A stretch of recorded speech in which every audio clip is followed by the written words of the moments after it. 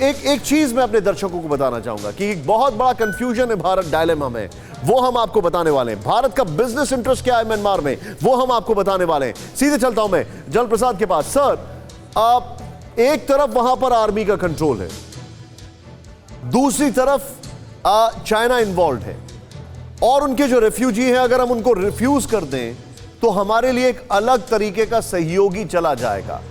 बहुत टाइट रोप वॉकिंग है भारत के लिए।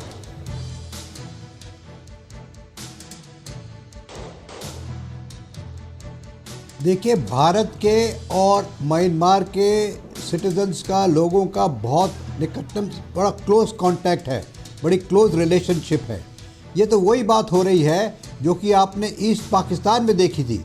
जब ईस्ट पाकिस्तान में एट्रॉसिटीज़ हुई पाकिस्तान आर्मी की तरफ से, तो वहाँ से शरणार्थी भारत में आना शुरू हो गए, और वही वजह थी कि भारत को उसमें इंटरफियर करना पड़ा और बांग्लादेश को लिबरेट करना पड़ा।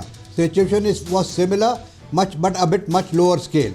यहाँ पे भी सिचुएशन वही हो रही है। यहाँ पे आप देखेंगे कि वहाँ से शरणार्थी आ रहे हैं जिन पर एट्रॉसिटीज़ हो रही हैं।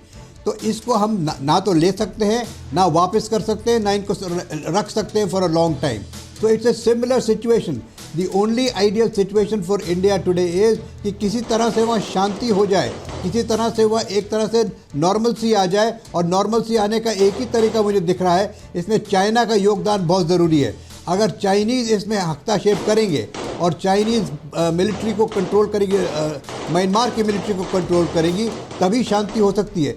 चाइना को इसमें देखना चाहिए इस समय कि वो बर्मा को एक तरह से कैप्चर करके कुछ खास फ़ायदा नहीं है। उनका बेल्ट एंड रोड भी चल रहा है, वहाँ पे उनकी ट्रेड भी चल रही है, उनकी आर्मी भी उनकी आर्मी के संग मिलकर चल रही है। लेकिन सबसे बड़ा नुकसान इस समय चाइना का ही हो रहा है। एक तो वर्ल्ड के अंदर उनकी ह्यूमन राइट्स की बात चल रही है, दूसरी तरफ वहाँ पे जो उनका ट्रेड है, जो उनकी पैसे इन्वेस्टेड है, उस पर इफेक्ट पड़ रहा है। और जहाँ तक भारत में शरणार्थियों का सवाल है, मैं समझता हूँ on humanitarian ground Indian government will never say no.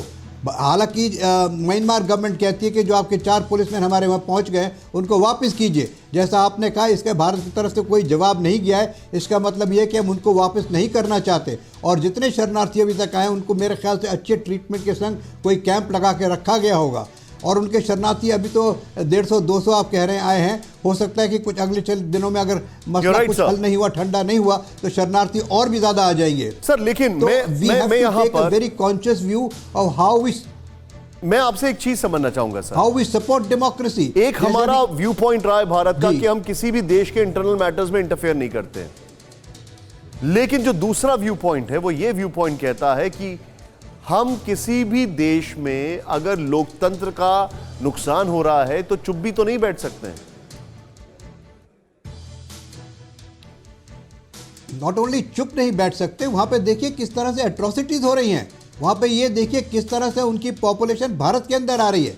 इसमें भारत का वही चीज़ आप याद कीजिए ना, वही चीज़ याद कीजिए जब ईस्ट पाकिस्तान से शरणार्थी आ रहे थे तो भारत में क्या हुआ था।